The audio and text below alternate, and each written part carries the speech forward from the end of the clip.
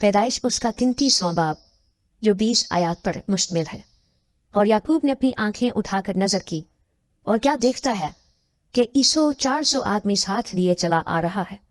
तब उसने लिया और राखेल और दोनों लौंडियों को बच्चे बांट दिए और लौंडियों और उनके बच्चों को सबसे आगे और लिया और उसके बच्चों को पीछे और राखेल और यूसुफ को सबसे पीछे रखा और वो खुद उनके आगे आगे चला और अपने भाई के पास पहुंचते पहुंचते 7 बार जमीन तक झुका और ईसो उससे मिलने को दौड़ा और उससे बगलगीर हुआ और उसे गले लगाया और चूमा और वो दोनों रोए। फिर उसने आंखें उठाई और औरतों और बच्चों को देखा और कहा कि ये तेरे साथ कौन है।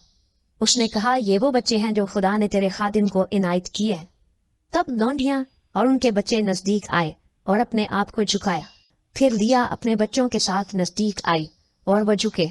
आखिर को यूसुफ और राखेल पास आए और उन्होंने अपने आप को झुकाया। फिर उसने कहा कि उस बड़े गौर से जो मुझे मिला तेरा क्या मतलब है। उसने कहा ये कि मैं अपने खुदावन की नजर में मकबूल ठहरूं। तब ईसौ ने कहा मेरे पास बहुत है, स्वयं मेरे भाई जो तेरा है वो तेरा ही रहे।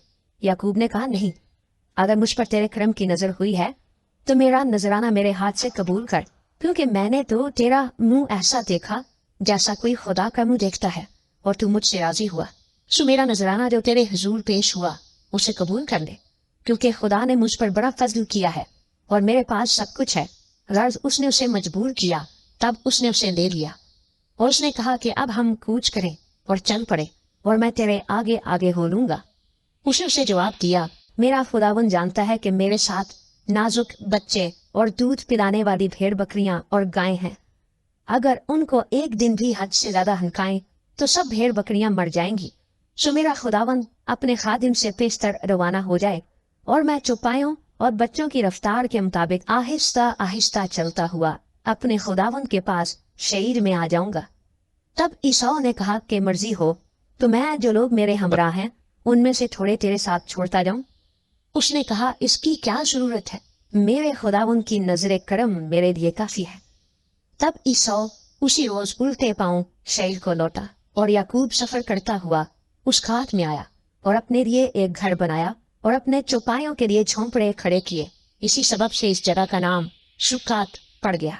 और याकूब जब फद्दान आराम से चला तो मुल्क कनान के एक शहर सिकम के नजदीक सही और सलामत पहुंचा और उस शहर के सामने अपने डेरे लगाए और जमीन के जिस कते पर उसने अपना खैमा खड़ा किया था उसे उसने सिकम के बाप हमूर के लड़कों से चांदी के 100 सिक्के देकर खरीद लिया और उसने वहां एक मजबा बनाया और उसका नाम एल इले इसराइल रखा।